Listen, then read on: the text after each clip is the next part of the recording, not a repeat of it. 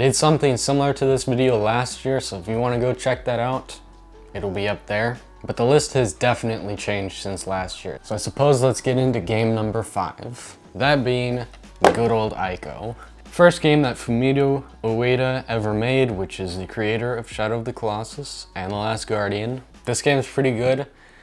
It's kind of weird, and in the time that I was playing it, like during like when you're walking around the castle and leading Yorda around, it's not the best, but the ending really surprised me. Good game. You basically lead this girl around this castle and try to escape it, and that's basically it. Alright, on to number 4.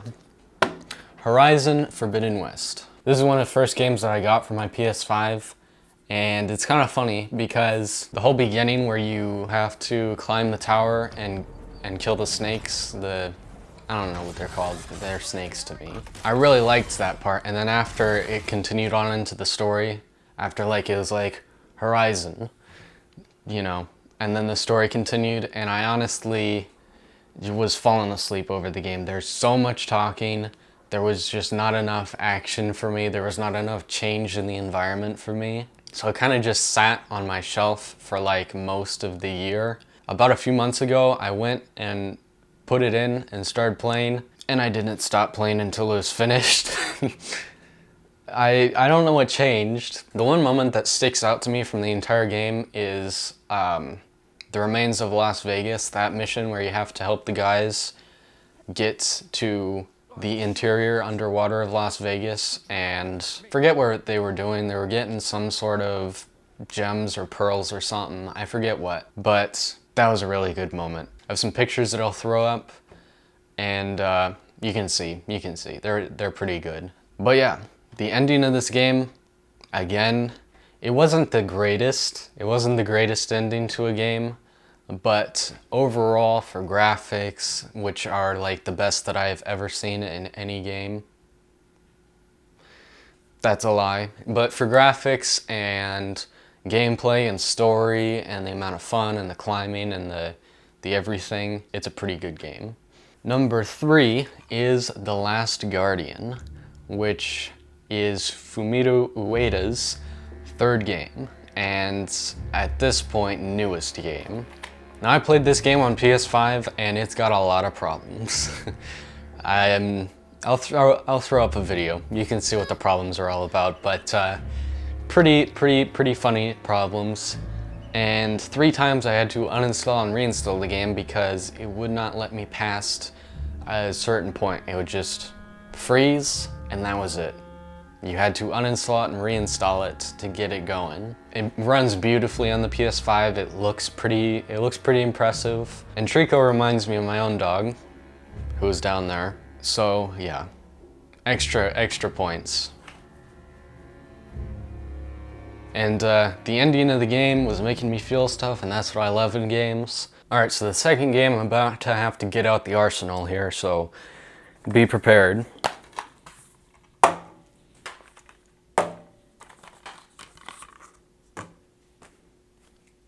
Shadow of the Colossus. You can tell how much I love this game. Second greatest game of all time, in my opinion. Funny going back to the original after, I don't know, I think I played it for the first time like 2 years ago or something. How bad it runs, like it'll drop down to 10 frames a second. It actually doesn't look that bad of a game. Granted, I'm one of those people who thinks PS2 is not that bad looking, like graphically. This one, I think, in my opinion, is the best version you can play. The PS3 version is the best version you can play. I'll explain why in a minute. But the PS4 version is just beautiful. It's one of the better looking PS4 games, PS5 games even, that I've seen and played. They did a really good job remastering this game. But what they missed was the feeling. The other two, they give me just a mix of emotions, the other two, when you're going around riding aggro and defeating the Colossi. And this one, it doesn't. And I've gone back and I replayed one of the Colossi in this one. I think it was Phylax, you know, that flies in the desert and has the airbags. This version's better than this one. This one I actually like. It had feeling to it. This one is just kind of dead, to be honest. It's not... I think what makes it feel dead is how the music is done in this one.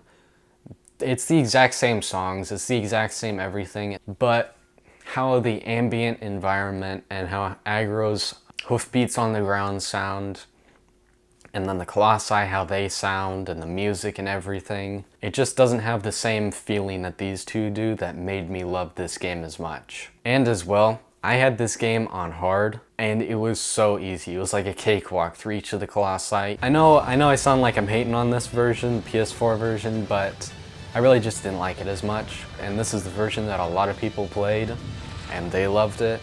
It's a solid game. There's a reason it's in number 2. I still love it. It's still a great game.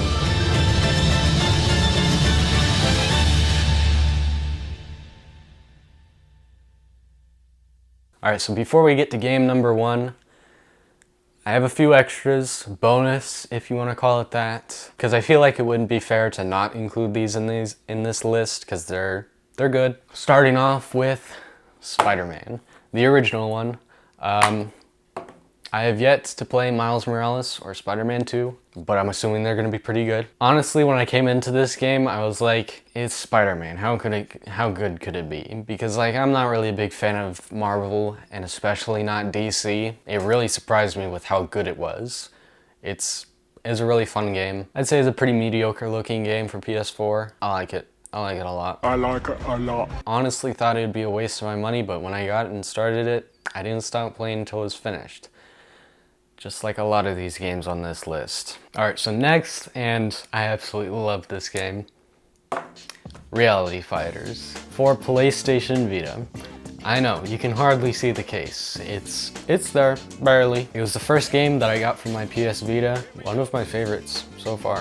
What can I say but just look at the pictures that I've taken in it. Funniest game that I've ever played, by far. I love this game, and the fact that you can use your face as your character in the game, so cool. It's one of the best things, one of the better things I've ever seen in any game. But yeah, I love this game. I love what they did with it. I love that you can put your own maps in. Like you can literally have like your tabletop, and your two guys could be here battling each other on your tabletop.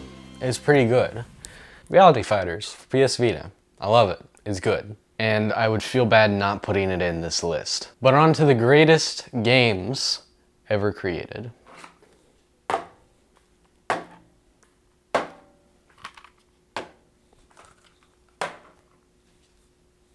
You can see how much I love these games, even though I am missing one. I will get it one day. I will get it probably very soon. Soon enough once I'm not broke. I'm broke because I spent all my money on all these games. Uncharted, the entire series, greatest games PlayStation has ever seen. I think everyone should play at least 2, 3, and 4. I'm going to talk about each game. So we'll start with the first one. It's rough.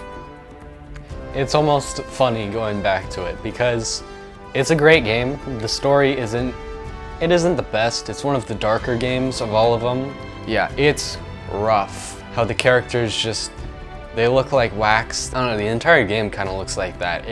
Everything is shiny. There is no like matte or like fabric or like anything texture. It's just all shiny. It's even funnier in a certain section. There was a part where like it didn't even have a PBR texture, which if you don't know, that's what makes the texture look 3D. But it like wasn't even a PBR texture, and it was so low resolution. It looks like they pulled it straight from the PS2. It's pretty funny. And as well, the textures load so slow in this game. Like a cutscene will end, and there'll be a section, and it'll look just like a mess of just blurry textures everywhere. And then in Uncharted 2, I went back and like looked at some of the cutscenes. I remember it looking far worse. So I don't know what changed, but I don't remember this game that well. I know a lot of people liked it for apparent reasons.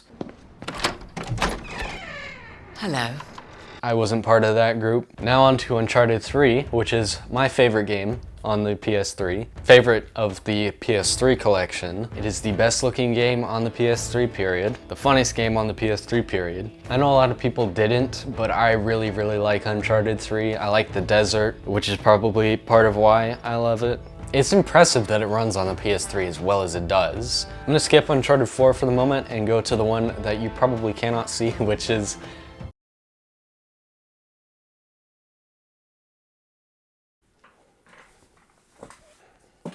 But I'm gonna skip Uncharted 4 for now and move on to the little guy, Uncharted Golden Abyss. I haven't actually finished this one. I'm about halfway through, but I'm liking it. And they're using basically every feature that the PS Vita has, which I love. How you can aim, you can tilt the Vita around to aim, how you can climb with the back pad. But I'd say one of the coolest things, although it's the most gimmicky, is where you shine a light behind, where you have like a piece of paper and you need to shine a light behind to decipher what's on the paper. That's like the coolest thing that I've seen in this game so far. But I'm liking it so far. I'm liking it a lot. This is the greatest game I've ever played.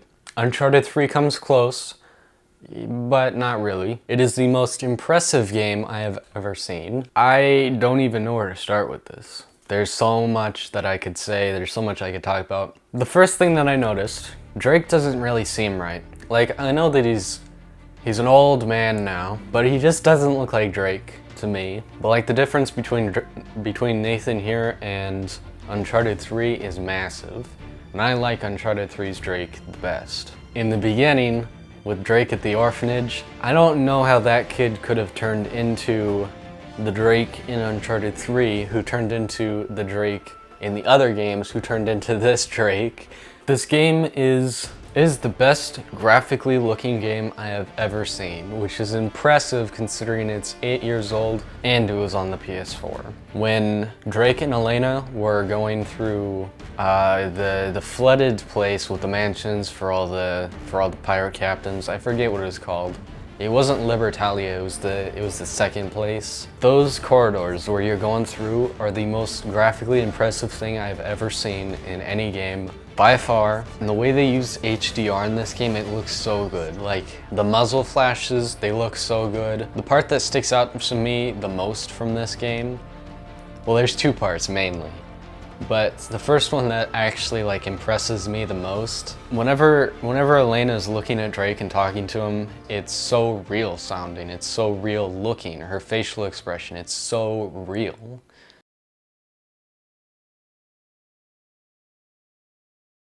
No, I mean, thanks for saving me. Again. I almost didn't this time. Right. Come on. I got us a ride. All the treasure of Libertalia becomes the sole possession of two men.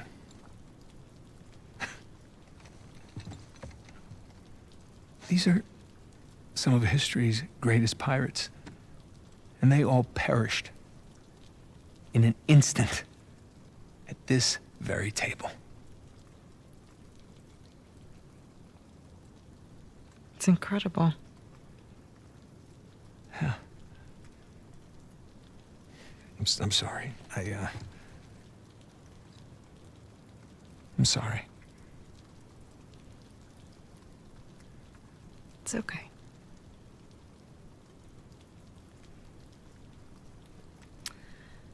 So, since our missing hosts aren't here at Two's Manor, We should head over to Avery's. yeah. Let's go. I'd say the second part that stands out to me the most is the part where he's in the cave and he has the flashlight, and the flashlight batteries are like dying, and you have to tap the controller on your hand to get the flashlight going. It's like one of the coolest things I've ever seen in any game. Getting the it's cool. It's really cool. And really fun too. I mean, you should have seen my face when when I saw it and you had to tap. That was a golden moment right there. And I'd have to say the funniest part in the entire game was the mummies that go boom. Or mummies that go boom.